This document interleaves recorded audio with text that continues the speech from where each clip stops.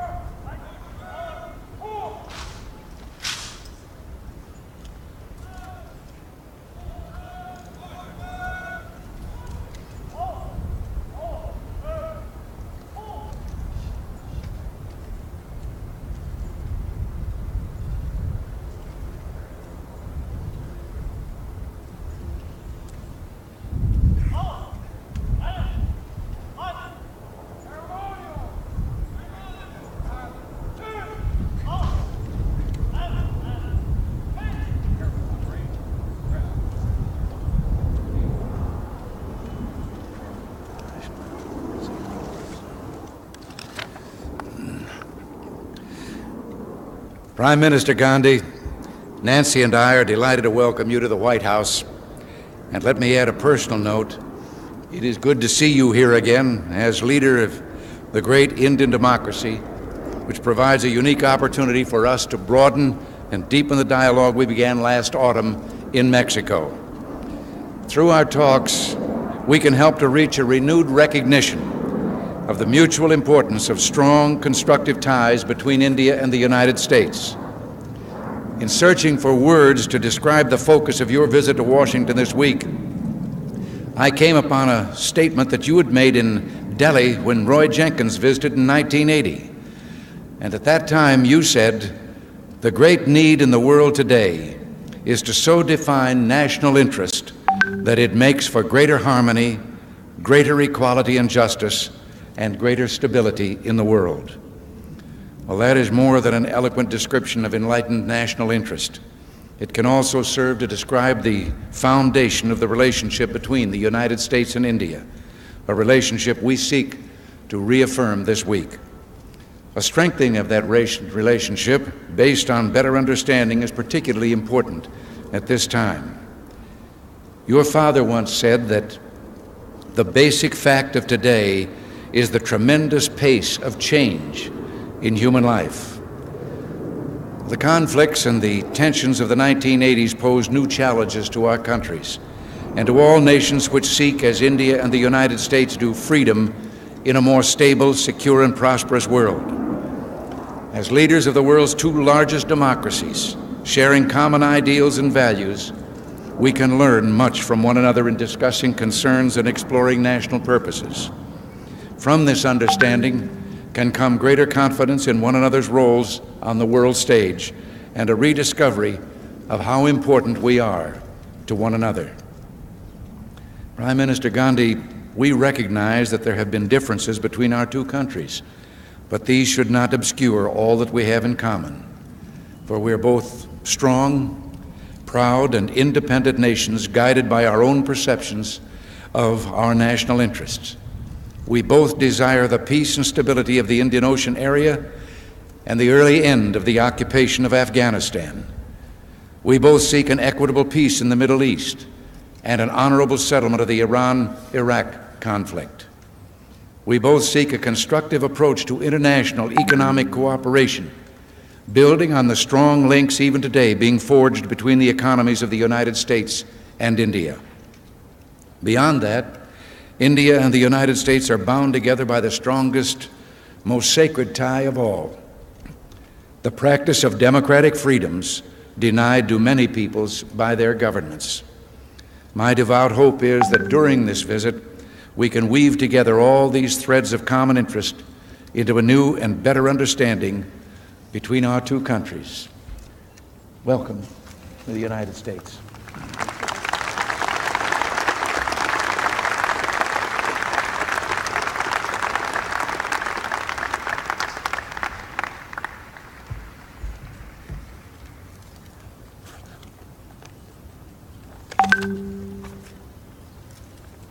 Mr. President and Mrs. Reagan, to me, every journey is an adventure, and I can say that this one is an adventure in search of understanding and friendship.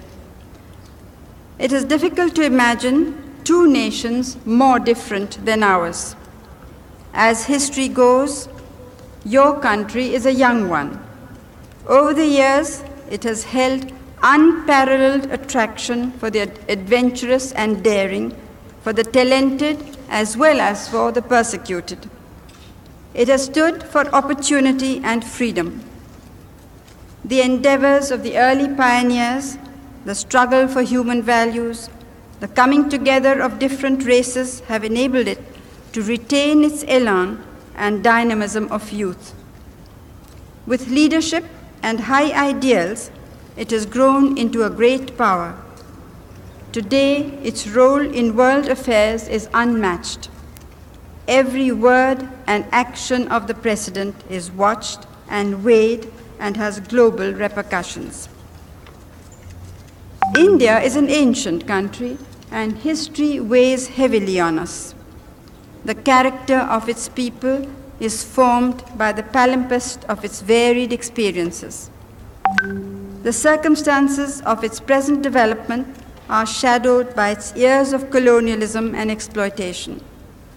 Yet, our ancient philosophy has withstood all onslaughts, absorbing newcomers, adapting ideas and cultures. We have developed endurance and resilience. In India, our preoccupation is with building and development. Our problem is not to influence others, but to consolidate our political and economic independence. We believe in freedom with a passion that only those who have been denied it can understand. We believe in equality because many in our country were so long deprived of it. We believe in the worth of the human being, for that is the foundation of our democracy and our work for development. That is the framework of our national programs. We have no global interests, but we are deeply interested in the world and its affairs. Yet, we cannot get involved in power groupings. That would be neither to our advantage, nor would it foster world peace. Our hand of friendship is stretched out to all. One friendship does not come in the way of another. This is not a new stand. That has been my policy since I became Prime Minister in 1966. No two countries can have the same angle of vision, but each can try to appreciate the points of view of the others. Our effort should be to find a common area, howsoever small, on which to build and to enhance cooperation. I take this opportunity to say how much we in India value the help we have received from the United States in our stupendous tasks. I look forward to my talks with you, Mr. President, and getting to know the charming Mrs. Reagan. I thank you, Mr. President, for your kind invitation, for your welcome and your gracious words. I bring to you, to the First Lady, and to the great American people, the sincere greetings and good wishes of the government and people of India.